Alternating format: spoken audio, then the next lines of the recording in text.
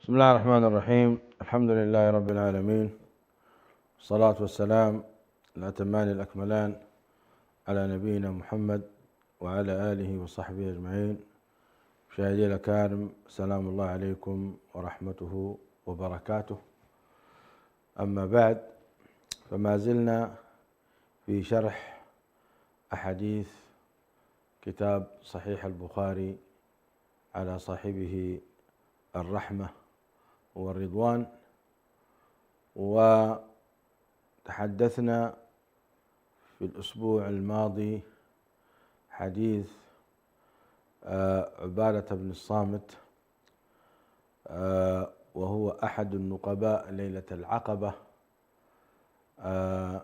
أن رسول الله صلى الله عليه وسلم قال: بايعوني على أن لا تشركوا بالله شيئا.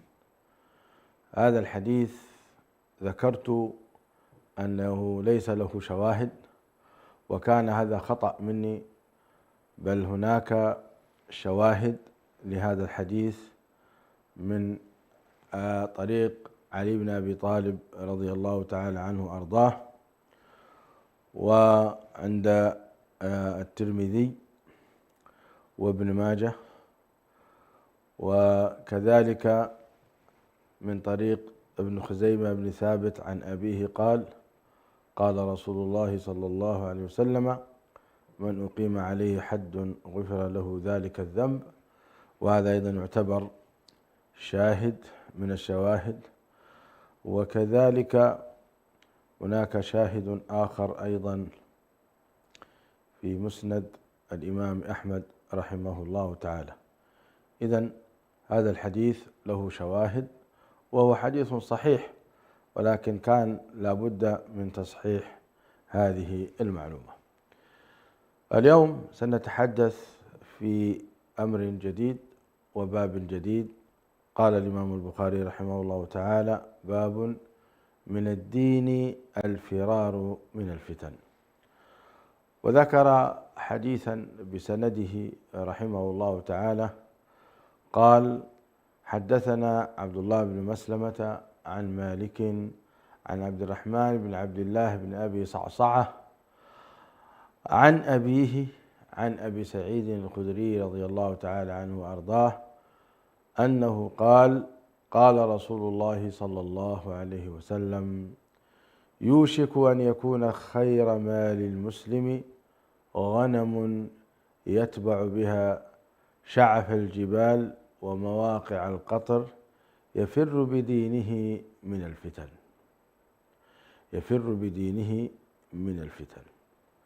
الحديث مرة أخرى عن أبي سعيد الخدري رضي الله تعالى عنه قال: قال رسول الله صلى الله عليه وسلم: يوشك أن يكون خير مال المسلم غنم يتبع بها شعف الجبال ومواقع القطر يفر بدينه من الفتن. سبحان الله، كأن هذا الحديث يتحدث عن واقعنا.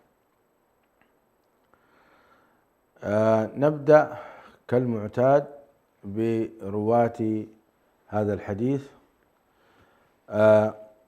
بدأ الإمام البخاري رحمه الله تعالى بعبد الله بن مسلمة بن قعنب القعنبي الحارثي أبو عبد الرحمن المدني البصري، الشهرة القعنبي.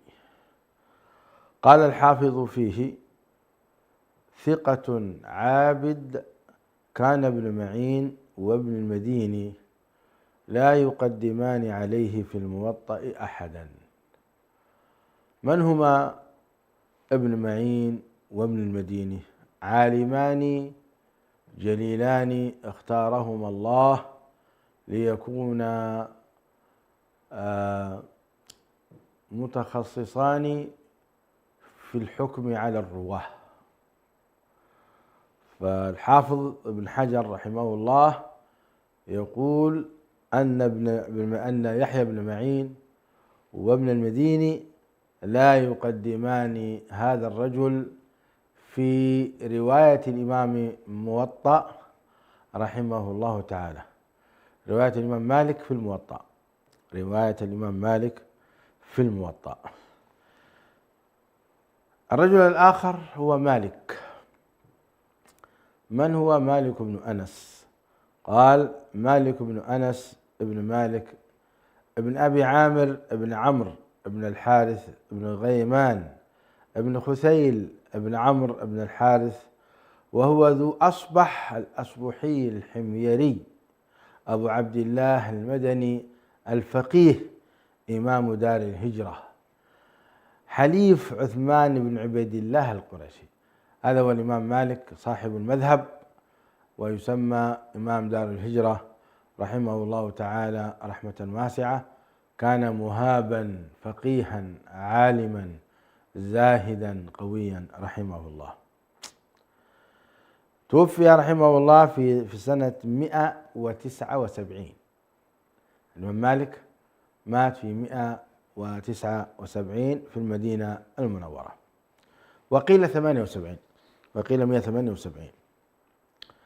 قال الحافظ عنه رحمه الله تعالى في تقريب التهذيب: الفقيه إمام دار الهجرة، رأس المتقنين وكبير المثبتين. حتى قال البخاري رحمه الله تعالى: أصح الأسانيد مالك عن نافع عن ابن عمر. مالك عن نافع عن ابن عمر أصح الأسانيد. يا سلام! هذا هو الإمام مالك رحمه الله تعالى. عبد الرحمن بن عبد الله بن أبي صعصعة هو عبد الرحمن بن عبد الله بن عبد الرحمن بن الحارث بن أبي صعصعة الأنصاري المازني المدني. يقال في اسمه عبد الرحمن بن عبد الله بن أبي صعصعة، ويقال أيضا عبد الرحمن بن أبي صعصعة، ويقال عبد الله بن عبد الرحمن بن أبي صعصعة، والجميع لرجل واحد. قال الحافظ عنه رحمه الله تعالى: ثقة، توفي في أول خلافة المنصور، في أول خلافة المنصور.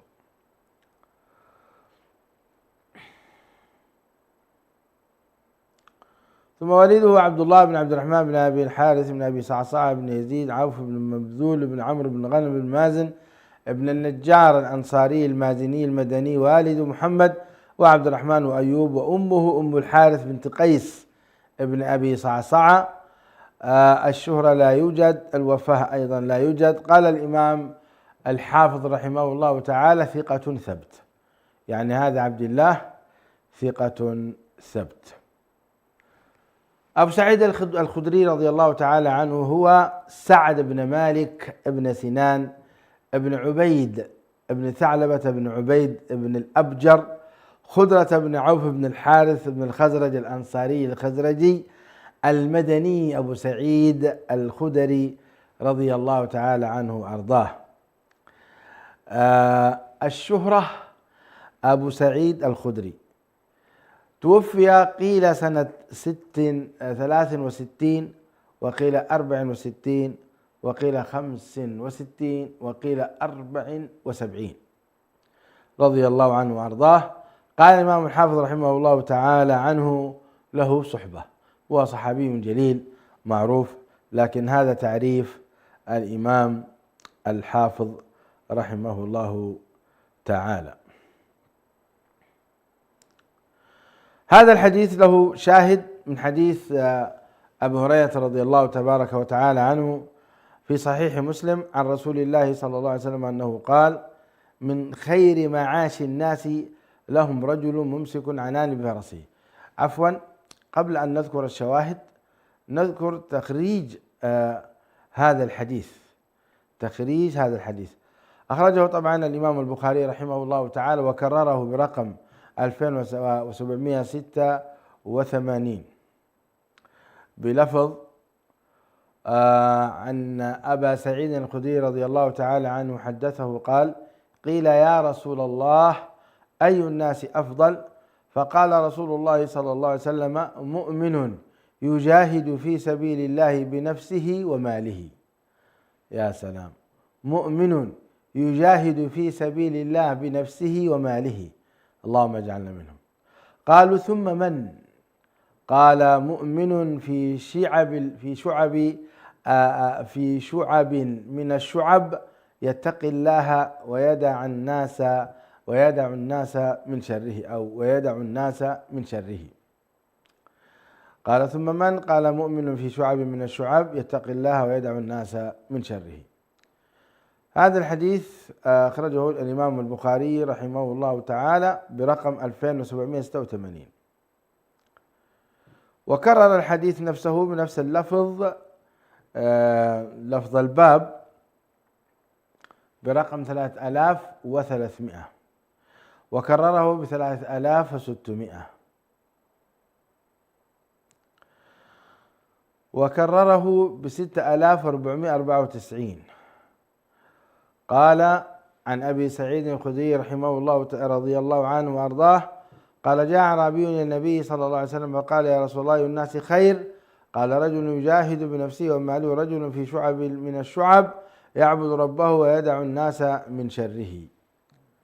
نعم، هذا الحديث أيضا برقم 3600 أخرجه الإمام البخاري، وكذلك أعاد تخريجه رحمه الله برقم 6494، وكذلك برقم 6495 بنفس لفظ الباب، وكرره ب7088. وكذلك أخرجه الإمام مسلم رحمه الله تعالى برقم 1888 عن أبي سعيد الخدري رضي الله تعالى عنه أن رجلا أتى النبي صلى الله عليه وسلم فقال: أي الناس أفضل؟ فقال: رجل يجاهد في سبيل الله بماله ونفسه. قال: ثم من؟ قال: مؤمن في شعب من الشعب يعبد الله ربه ويدع الناس من شره. هذا أيضا أخرجه الإمام مسلم رحمه الله تعالى. كما أخرج الحديث أيضا الإمام البخاري رحمه الله الإمام أبو داود في سننه عن أبي سعيد الخدري عن النبي صلى الله عليه وسلم أنه سئل: أي المؤمنين أكمل إيمانا؟ قال: رجل يجاهد في سبيل الله بنفسه وماله، ورجل يعبد الله في شعب من الشعب قد كفي الناس شره. قد كفي الناس شره. هذا لفظ الإمام أبو داود في سننه رحمه الله تعالى. أما الإمام الترمذي رحمه الله تعالى أيضا ذكره بسنده عن أبي سعيد الخدري رضي الله تعالى عنه قال: سئل رسول الله صلى الله عليه وسلم: أي الناس أفضل؟ قال: رجل يجاهد في سبيل الله. قالوا: ثم من؟ قال: ثم مؤمن في شعب من الشعب يتقي ربه ويدع الناس من شره. كذلك أخرجه بعد الإمام الترمذي رحمه الله تعالى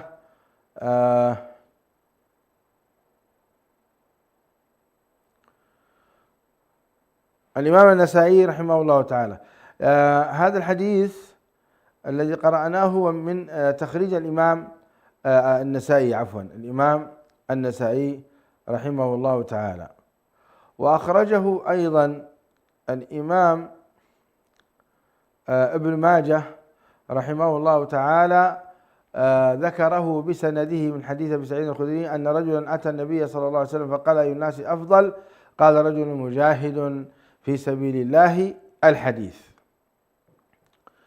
نعم. وكذلك أخرجه أيضا الإمام الترمذي والنسائي وابن ماجه، ذكرنا هذا. وذكرنا أيضا وكذلك أخرجه الإمام مالك في الموطأ، ذكره بسنده أيضا رحمه الله تعالى بلفظ الإمام البخاري يوشك أن يكون خير مال المسلم غنم يتبع بها شعف الجبال ومواقع القطر يفر بدينه من الفتن. هذا الحديث أخرجه أيضا الإمام مالك في الموطأ رحمة الله على الجميع، وكذلك أخرجه الإمام أحمد رحمه الله تعالى في مواطن عديدة بأرقام مختلفة. بدأ بلفظ طبعا في مسند أبي سعيد الخدري رضي الله تعالى عنه وارضاه: يوشك أن يكون خير مال الرجل المسلم غنم يتبع بها شعف الجبال. هذا لفظ للإمام أحمد رحمه الله تعالى إمام أهل السنة والجماعة،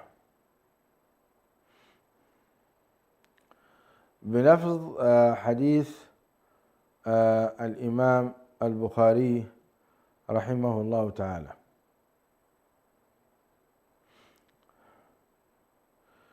وأخرجه أيضا بلفظ: مؤمن مجاهد بنفسه وماله في سبيل الله. ثم قال: ثم من؟ قال: ثم رجل معتدل في شعب الإيمان، الحديث بنفس الرواية الأخرى. نعم. إذن الخلاصة من هذا الحديث أن هذا الحديث حديث عظيم قد رواه الإمام البخاري ومسلم وأبو داود والترمذي والنسائي وابن ماجه ومالك والإمام أحمد. سبحان الله، انظروا، كل الأئمة رووا هذا الحديث، كل الأئمة رووا هذا الحديث: الإمام البخاري ومسلم وأبو داود والترمذي والنسائي وابن ماجه والإمام مالك والإمام أحمد بن حنبل رحمه الله. إذن 8 من الأئمة رووا هذا الحديث، لم يسقط من الكتب 9 إلا الإمام الدارمي، لعله لم يذكره في مسنده، والله تبارك وتعالى أعلم وأحكم. هذا الحديث العظيم يقول: يوشك أن يكون خير مال الرجل. يوشك يعني يقرب، وهذه علامة من علامات النبوة، أنه سيشتد البلاء على المؤمنين بحيث يكون البعد عن الفتن والعيش في البادية واختيار الغنم مالا طيبا مباركا بسبب كثرة الفتن يفر الإنسان حفاظا من أجل دينه ويفر بدينه إلى هذه المواقع التي ليست فيها فتن.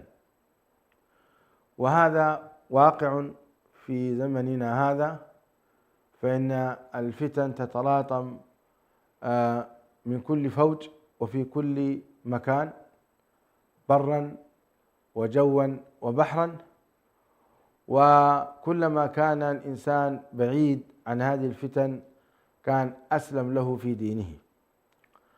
لكن هذا ليس على إطلاقه، فإن نصوصا أخرى تبين أن مخالطة الناس وأمرهم بالمعروف ونهيهم عن المنكر أفضل من اعتزالهم، وفي ذلك إصلاح وأمر بالمعروف ونهي عن المنكر يمنع نزول العذاب.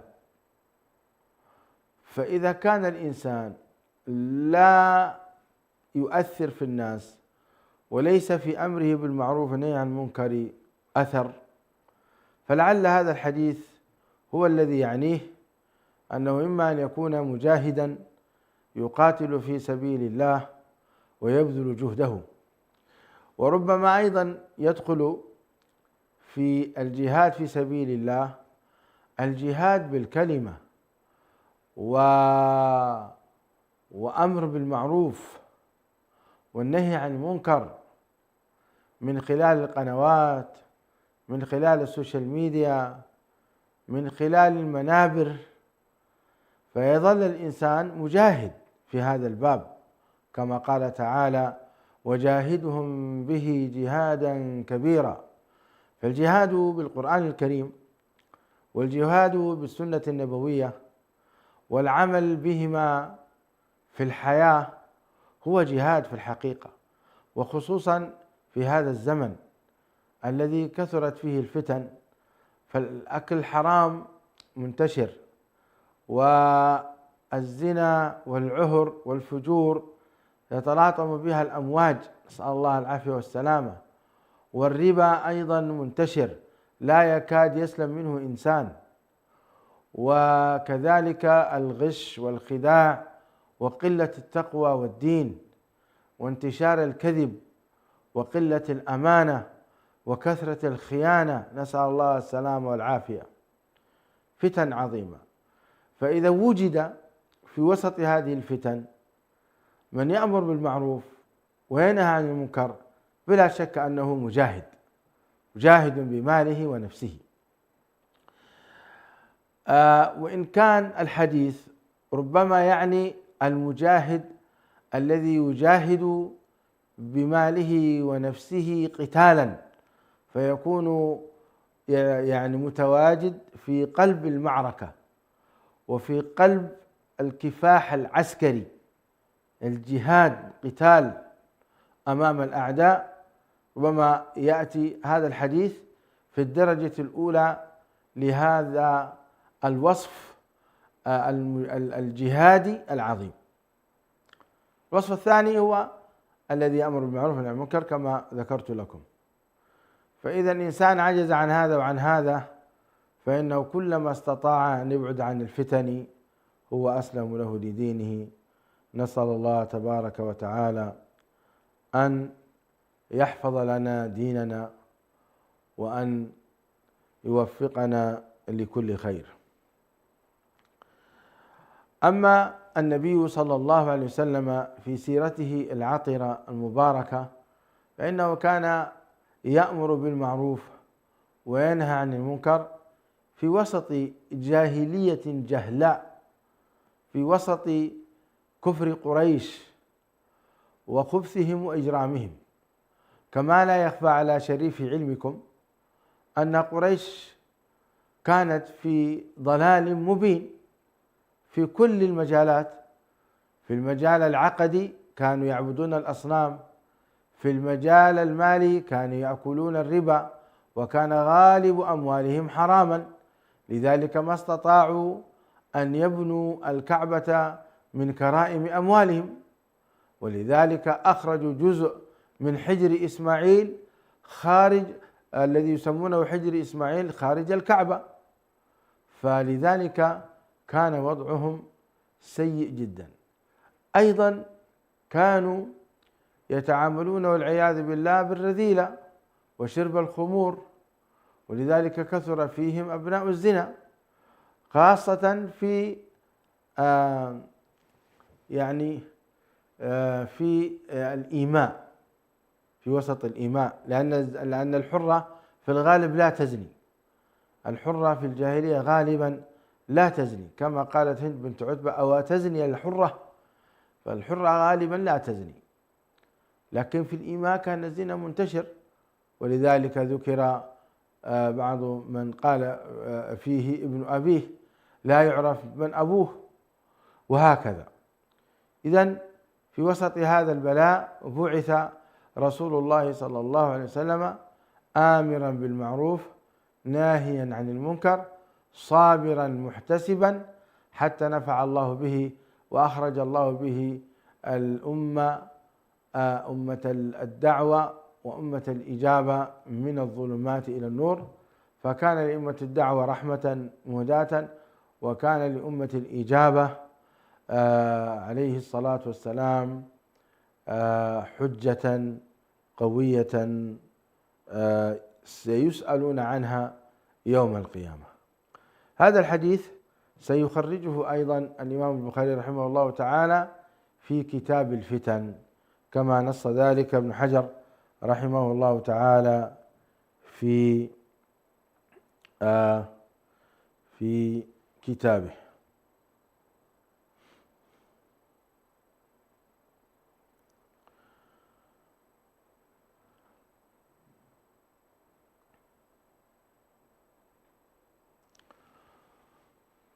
الباب الثاني قال الإمام البخاري رحمه الله تعالى: باب قول النبي صلى الله عليه وسلم: أنا أعلمكم بالله، وأن المعرفة فعل القلب، لقوله تعالى: ولكن يؤاخذكم بما كسبت قلوبكم.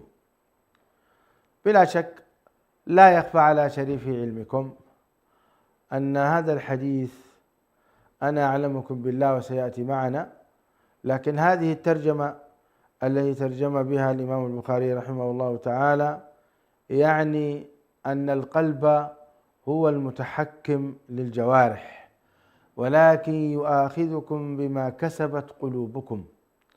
إن في الجسد مضغة إذا صلحت صلح الجسد كله، وإذا فسدت فسد الجسد كله، ألا وهي القلب.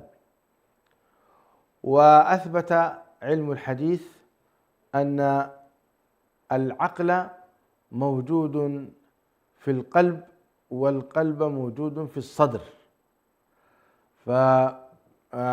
فإنها لا تعمى الأبصار، يعني العقول، فإنها لا تعمى الأبصار ولكن تعمى القلوب التي في الصدور. فإذا العقل هو الذي القلب هو الذي يعقل، القلب هو الذي يعقل. نعم، ربما الدماغ يكون مركزا للذاكرة، حفظ الذاكرة، ومركزا لحفظ المعلومات، ولكن من حيث المشاعر والتحكم هو مقر القلب، والقلب مقره في الصدر. وذكر الإمام البخاري رحمه الله تعالى هذا الحديث في هذا الباب، باب في كتاب الإيمان، باب قول النبي صلى الله عليه وسلم: أنا أعلمكم بالله. قال رحمه الله تعالى: حدثنا محمد بن سلام قال أخبرنا عبده عن هشام عن أبيه عن عائشة رضي الله عنها وارضاها قالت: كان رسول الله صلى الله عليه وسلم إذا أمرهم من الأعمال ما يطيقون قالوا: إنا لسنا كهيئتك يا رسول الله، إن الله غفر لك ما تقدم من ذنبك وما تأخر، فيغضب حتى يعرف الغضب في وجهه، ثم يقول: إن أتقاكم وأعلمكم بالله أنا، إن أتقاكم وأعلمكم بالله أنا. هذا الحديث العظيم في كتاب الإيمان في باب قول النبي صلى الله عليه وسلم: أنا أعلمكم بالله، كرره الإمام البخاري في مواضع أو في موضعين. الأول برقم 6101 بلفظ: عن عائشة رضي الله عنها وارضاها: صنع النبي صلى الله عليه وسلم شيئا فرخص فيه فتنزه عنه قوم، فبلغ ذلك النبي صلى الله عليه وسلم فخطب فحمد الله ثم قال: ما بال قوم يتنزهون عن الشيء أصنعه، فوالله إني لأعلمهم بالله وأشدهم له خشية، صلى الله عليه وسلم. نعم، صلى الله عليه وآله وسلم.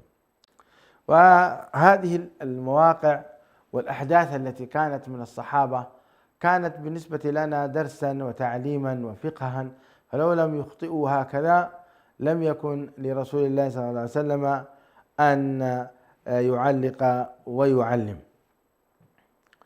فهذا طريق آخر لعائشة رضي الله عنها وارضاها. كذلك له رقم بطريق آخر برقم 7301 كرره. ثم أخرج هذا الحديث أيضا الإمام مسلم رحمه الله تعالى بسنده عن عائشة رضي الله تعالى عنها وأرضاها أن رجلا جاء إلى النبي صلى الله عليه وسلم يستفتيه وهي تسمع من وراء الباب، فقال: يا رسول الله، تدركني الصلاة وأنا جنب أفأصوم؟ فقال رسول الله صلى الله عليه وسلم: وأنا تدركني الصلاة وأنا جنب فأصوم. فقال: لست مثلنا يا رسول الله، قد غفر الله لك ما تقدم من ذنبك وما تأخر. فقال: والله إني لأرجو أن أكون أخشاكم لله وأعلمكم بما أتقى. هذا لفظ الإمام مسلم رحمه الله تعالى، أعيده عليكم مرة أخرى. عن عائشة رضي الله عنها أن رجلا جاء إلى النبي صلى الله عليه وسلم يستفتيه وهي تسمع من وراء الباب. ودقيقة يا إخواني، لما تقرأ الحديث بجميع طرقه تفهمه فهما صحيحا، فأحيانا الإمام البخاري يقطعه لك تقطيع، ولكن لما تقرأ هذا الحديث من تخريج الإمام مسلم وأبي داود والترمذي، الكتب الستة الكتب التسعة، تفهم الحديث بتفاصيله. وهنا كشف لنا أمرا جديدا تذكره لنا أم المؤمنين عائشة رضي الله عنها وأرضاها، أن رجلا جاء إلى النبي صلى الله عليه وسلم يستفتيه. وهذا يدلك على أن الصحابة كانوا يأتون يستفتون رسول الله وهي تسمع من وراء الباب، وهذا يدلك أيضا أن كان النبي عليه الصلاة والسلام حجرته باب وفناء، يعني الحجرة كانت تنقسم إلى قسمين، فيها فناء وفيها حجرة.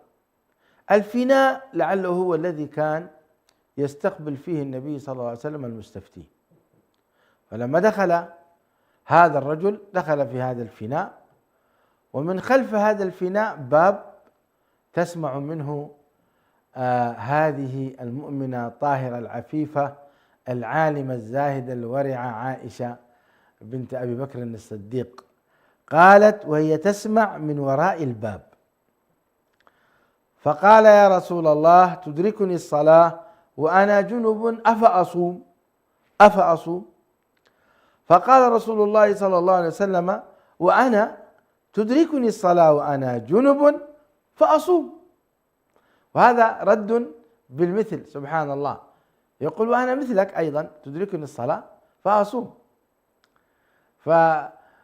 فليس فقط مجرد الجواب بنعم، لا، بل الجواب بنفس الوضع الذي يحدث لك يحدث لي. وقالوا: ما لهذا الرسول يأكل الطعام ويمشي في الأسواق. وهذه فائدة وحكم أن يكون الرسول بشر مثلنا، حتى لا نتحجج بأن التكاليف علينا قوية وكثيرة، وأن لو كان هناك أحد فهؤلاء هم ملائكة أو هم بشر غير مثلنا لتحجج الناس بهذا.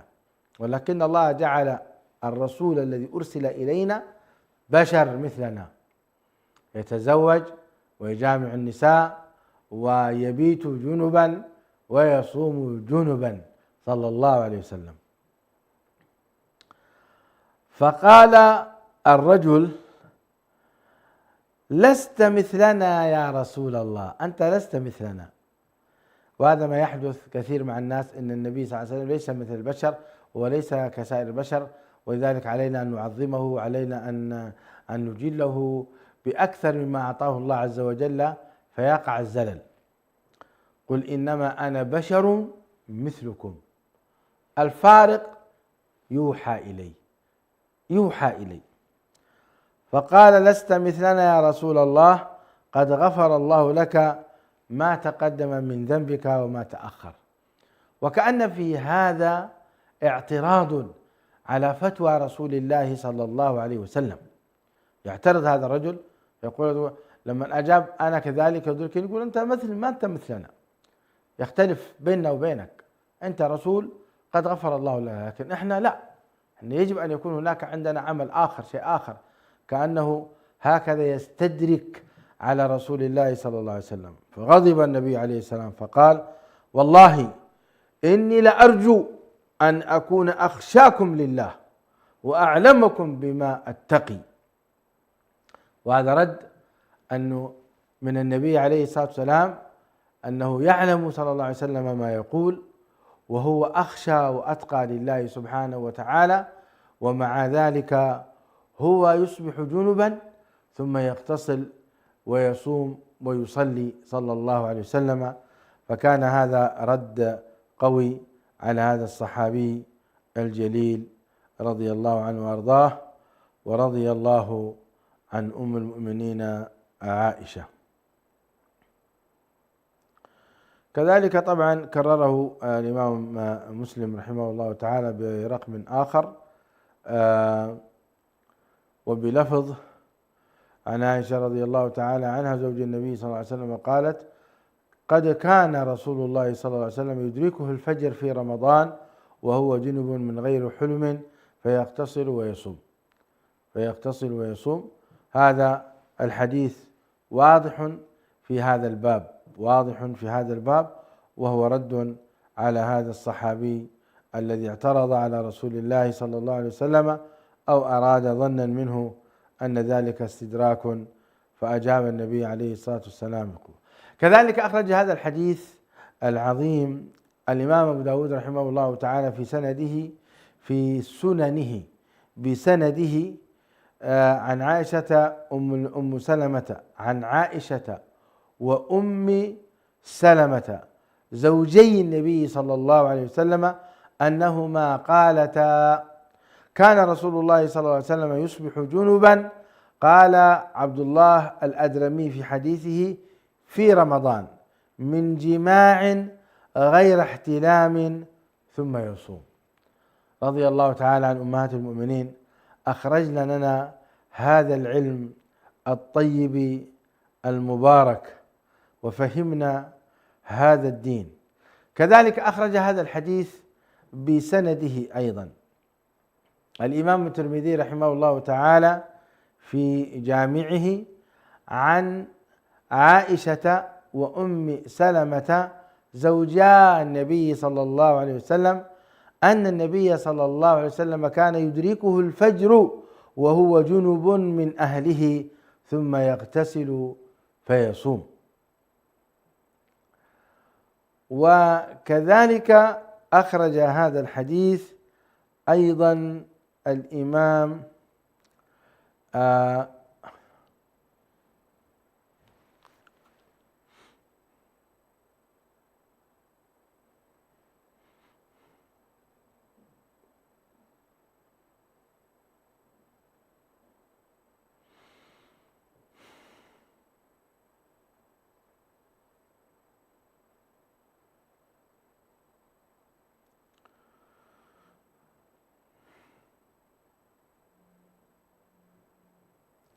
كذلك أخرج هذا الحديث إخواني وأخواتي ابن ماجة رحمه الله تعالى عن عائشة قالت كان النبي صلى الله عليه وسلم يبيت جنبا فيأتيه بلال فيؤذنه بالصلاة فيقوم فيغتسل فأنظر إلى تحدر الماء من رأسه ثم يخرج فأسمع صوته في صلاة الفجر.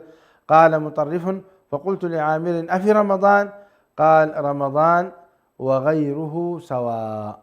قال رمضان وغيره سواء.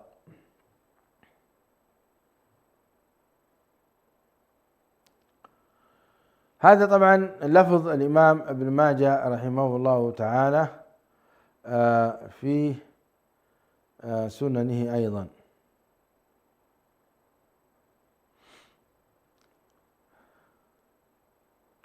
كذلك أخرج هذا الحديث الإمام مالك في الموطأ رحمه الله تعالى بسنده عن عائشة زوج النبي صلى الله عليه وسلم أن رجلا قال لرسول الله صلى الله عليه وسلم وهو واقف على الباب وأنا أسمع: يا رسول الله إني أصبح جنبا وأنا أريد الصيام. فقال صلى الله عليه وسلم: وأنا أصبح جنبا وأنا أريد الصيام فأغتسل وأصوم. فقال له الرجل: يا رسول الله إنك لست مثلنا، قد غفر الله لك ما تقدم من ذنبك وما تأخر. فغضب رسول الله صلى الله عليه وسلم وقال: والله إني لأرجو أن أكون أخشاكم لله وأعلمكم بما أتقي. هذا أيضا لفظ الإمام مالك رحمه الله تعالى. وكذلك أخرج الحديث الإمام أحمد إمام أهل السنة والجماعة في مواقع كثيرة في كتابه في مسنده رحمه الله تعالى.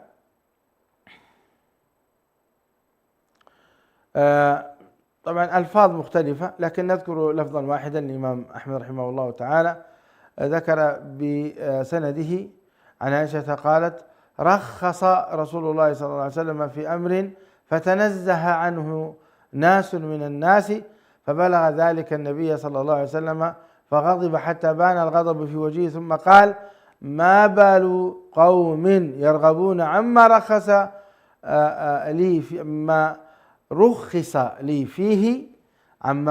لي فيه فوالله لأنا أعلمهم بالله عز وجل وأشدهم له خشية.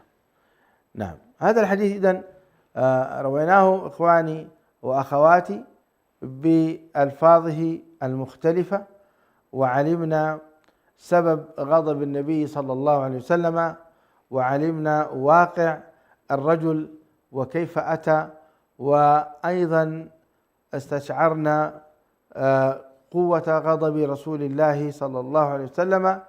وكانت هذه عادته إذا رأى منكرا قال: الصلاة جامعة، وجمع الناس وأمرهم بالمعروف ونهاهم عن المنكر. وربنا عز وجل يقول: وذكر فإن الذكرى تنفع المؤمنين. إذن هذا الحديث مع المتابعات ذكرنا، والآن ننطلق إلى الشواهد. أخرج الإمام البخاري بسنده شاهد من حديث أنس رضي الله عنه وأرضاه، وكذلك الإمام مسلم من حديث عمر بن أبي سلمة أنه سأل رسول الله صلى الله عليه وسلم: أيقيم الصائم؟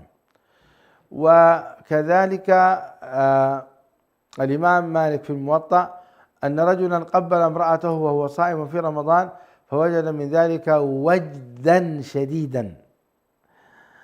دعونا نقرأ هذه الشواهد، أيضا فيها فوائد كثيرة. أما الشاهد الأول من حديث في صحيح البخاري ذكره بسنده طبعا عن أنس بن مالك رضي الله تعالى عنه يقول: جاء 3 رهط إلى بيوت أزواج النبي صلى الله عليه وسلم إليهم يسألون عن عبادة النبي صلى الله عليه وسلم، فلما أخبروا كأنهم تقالوها، فقالوا: وأين نحن من النبي صلى الله عليه وسلم قد غفر له ما تقدم من ذنبه وما تأخر. شفتم؟ تقالوا عن شايفوها قليلة، قال هذه عبادة خفيفة. والنبي عليه الصلاة والسلام يعني أرسل يعني بالشريعة السمحة الميسرة التي تكون إلى قيام الساعة. هؤلاء الصحابة أقوياء في العبادة، وكأنهم تقالوا هذا العمل النبوي الكريم، شايف؟ وأرادوا أن يأتوا بشيء جديد. فانظر ماذا حدث. قال: فكأنهم تقالوها، رواها قليلا، فقالوا: أين نحن من النبي صلى الله عليه وسلم قد غفر له ما تقدم من ذنبه وما تأخر. ظنوا منهم أن العمل إذا كان قليلا، هذا شوف فهم، ما دام النبي عليه السلام يعبد الله بشيء قليل هو لأن الله قد غفر له فلا يحتاج إلى عمل كثير. والقضية ليست هكذا، القضية هي الاتباع والاهتداء، أن تعبد الله عز وجل بما شرعه لك كافي، هذا عند الله كثير. ولذلك من أتى وقال صلاة الفجر بس ركعتين، بس ركعتين صلاة الفجر، والله أنا بصلي 10 ركعات. ماذا نقول له؟ نقول له 8 ركعات مردودة عليك، لأن هذا خارج عن الشرع الذي شرعه الله لك، وعن العبادة التي افترضه الله عليك بها. فالواجب عليك أن تسمع وتطيع، وأن تعبد الله كما شرع لك، لا كما تمنيت أنت. فهمتم؟ هذا علم عظيم وفقه كبير ينبغي للأمة الإسلامية أن تفقهه. ولذلك كان شيخنا الشيخ ابن عثيمين رحمه الله تعالى، وإن كنت أنا لم ألازمه كما لازمه أخي الشيخ جمال بن سعيد بن نور حسين الدقدقي، أنا درست على الشيخ ابن عثيمين في بعض أشرطته، ودرست عليه في دروس الحرم، ودرست عليه في دروس بعد الدروس في المدينة المنورة، وسافرت إليه مرتين ومعي مجموعة من الأسئلة جاءت من أسمرة، والتقيت به رحمه الله تعالى. وذات مرة أيضا كان عندي مجموعة من الأسئلة في الحرم الشريف، وكان الشيخ ابن عثيمين رحمه الله تعالى عنده غرفة خاصة يجمع الناس فيها، فانتظرت حتى جاء دوري ودخلت على فضيلته واستمع إلي، وقلت له هل ممكن أسجل ردا لهذه الفتوى معالي الشيخ؟ فقال لي نعم سجل. فسألته فأجابني رحمه الله تعالى. يا سلام، لماذا ذكرنا ابن عثيمين؟ خرجنا من هذا الحديث العظيم إلى ابن عثيمين، لا أدري ما الرابط، سبحان الله طار بالي. المهم هؤلاء العلماء كان ابن عثيمين يقول شيخنا الشيخ ابن عثيمين أن من صلى ركعتي الفجر اللي هي الرغيبة السنة سريعا حتى جعلك تشك هل قرأ الفاتحة أم لا، يقول والذي أيضا يصلي ركعتي الفجر بخشوع وخضوع ويطيل القيام ويطيل الركوع ويطيل السجود، يقول أن ذلك الذي صلاها سريعا موافق للسنة النبوية، وأن ذلك الذي صلاها بهدوء مخالف للسنة النبوية. تخيلوا، هذا سمعناه من شيخنا أكثر من مرة. لماذا؟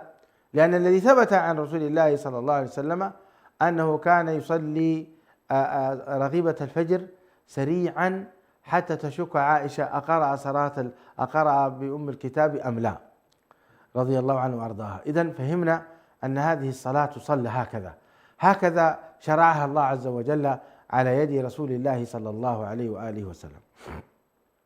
إذن الإمام البخاري في موضع آخر ذكر هذا الحديث، فقالوا أين نحن من النبي صلى الله عليه وسلم قد غفر له ما تقدم من ذنبه وما تأخر. قال أحدهم أما أنا فإني أصلي الليل أبدا، وقال الآخر أنا أصوم الدهر ولا أفطر، وقال آخر أنا أعتزل النساء فلا أتزوج أبدا. فجاء رسول الله صلى الله عليه وسلم فقال أنتم الذين قلتم كذا وكذا، أما والله لأخشاكم لله وأتقاكم له، لكني أصوم وأفطر وأصلي وأرقد وأتزوج النساء، فمن رغب عن سنتي فليس مني. فمن رغب عن سنتي فليس مني. إذن عن سنتي يعني عن طريقتي وعن شريعتي. فوضح النبي عليه الصلاة والسلام في هذا الحديث العظيم الذي رواه الإمام البخاري من ضمن الشواهد. طبعا هذا شاهد من حديث أنس رضي الله تعالى عنه وأرضاه، وهناك شاهد آخر من حديث عمر بن أبي سلمة أنه سأل رسول الله صلى الله عليه وآله وسلم أيقبل الصائم؟ فقال له رسول الله صلى الله عليه وسلم سل هذه لأم سلمة، فأخبرته أن رسول الله صلى الله عليه وسلم يصنع ذلك، فقال يا رسول الله قد غفر الله لك ما تقدم من ذنبك وما تأخر. فقال له رسول الله صلى الله عليه وسلم أما والله إني لأتقاكم لله وأخشاكم له. وهنا حقيقة لفتة جميلة، أن طبعا هذا الحديث ربما يكون قبل الحجاب، أو ربما يكون عمر بن أبي سلمة من محارم أم سلمة، يحتاج إلى مراجعة دقيقة. المهم لما سأل النبي عليه الصلاة والسلام، وانظروا إلى الإجابة المقنعة التي ليس فيها شك، فلو قال له نعم ربما يحتاج إلى تفصيل، لكن قال له سل هذه، يعني أم سلمة، فأخبرته أن النبي عليه الصلاة والسلام يصنع ذلك، فباعتبارها زوجته فكان النبي عليه الصلاة والسلام يقبل زوجته وهو صائم. طبعا في هذا تفصيل، إذا كان شاب يعني لا يأمن على نفسه، فإذا قبل ربما وقع في جماع زوجته في نهاية رمضان فيقع في كبيرة من الكبائر فيحذر. إذا كان يملك إربه ويملك شهوته فلا حرج له أن يقبل زوجته. لكن هذا الجواب جميل، وهذا الأسلوب رائع من رسول الله صلى الله عليه وسلم حتى يؤكد لهذا السائل، قال له سل هذه، سل هذه يعني سل أم سلمة، لأنها وقع عليها هذا الأمر فقبلها النبي صلى الله عليه وسلم وهو صائم. وهذه أيضا رحمة من أن الرجل يقبل زوجته. بعض الرجال لا يقبل يا جماعة نساءه، لا يقبل زوجته إلا ما ندر، أسأل الله العافية والسلامة. ربما لا يترك الجماع، ولكن القبلة في الدخول والخروج لها من الأنس والعفاف ولها من المحبة ما يعني يعرفنه النساء. فإذا دخل الرجل، ولذلك كان من هديه صلى الله عليه وسلم إذا جاء يدخل بيته يستاك صلى الله عليه وسلم. لماذا يستاك؟ قال لأنه سيقبل زوجته فلا يريد أن تشم من فمه رائحة كريهة، واليوم مع الأسف الناس تشرب الدخان فروائحهم كريهة مع الأسف إلا من رحم الله. أو ربما بعض الناس أيضا يعني يستخدم النشوك ويستخدم الشمة والتنباك فرائحته كريهة، لا تستطيع زوجته أن تقرب منه. هذا يعني الهدي النبوي العظيم يعني حقيقة سبب في يعني ربط أواصر الأخوة، أواصر الألفة والمحبة، عفوا أواصر الأخوة أواصر المحبة والألفة بين الزوجين. يدخل يستاك يطيب فمه ثم يضرب الباب، السلام عليكم، عليكم السلام، فيأخذ زوجته بالأحضان ويقبلها. هذا هو الهدي النبوي الجميل. قال صلى الله عليه وسلم سل هذه، فسألها فأخبرته أن رسول الله صلى الله عليه وسلم يصنع ذلك، فقال يا رسول الله قد غفر الله لك ما تقدم من ذنبك وما تأخر. فقال له رسول الله صلى الله عليه وسلم أما والله إني أتقاكم لله وأخشاكم له، يعني كأنه يعلم هذا الصحابي مع هذه التقوى وهذا الصلاح لا حرج أن يقبل الرجل زوجته. أوشكنا على نهاية الدرس اليوم، وسوف نكمل إن شاء الله تعالى هذا الحديث في الأسبوع القادم. وكذلك كنا نريد أن ننهي أيضا الشواهد التي عليه. على كل حال هذا حديث النبي صلى الله عليه وآله وسلم في باب أنا أعلمكم بالله وأتقاكم له هو أصل في اتباع هدي النبي صلى الله عليه وسلم في السراء والضراء وفي الكثرة والقلة وفي اليسر والعسر. الهدي هو الاتباع. قل إن كنتم تحبون الله فاتبعوني يحببكم الله ويغفر لكم ذنوبكم والله غفور رحيم. سبحانك ربنا لا علم لنا إلا ما علمتنا إنك أنت العليم الحكيم. اللهم أكرمنا برؤية رسولك صلى الله عليه وسلم في الدنيا قبل الآخرة على أحسن صورة، واجمعنا به صلى الله عليه وسلم على الحوض غير مبدلين ولا مغيرين، نحن والسامعين والحاضرين لهذا الدرس، والله تعالى أعلم. وصلى الله وسلم وبارك على نبينا محمد، والسلام عليكم ورحمة الله وبركاته. على نهج الرسول لنا مسير، وعند الله للساعي مصير.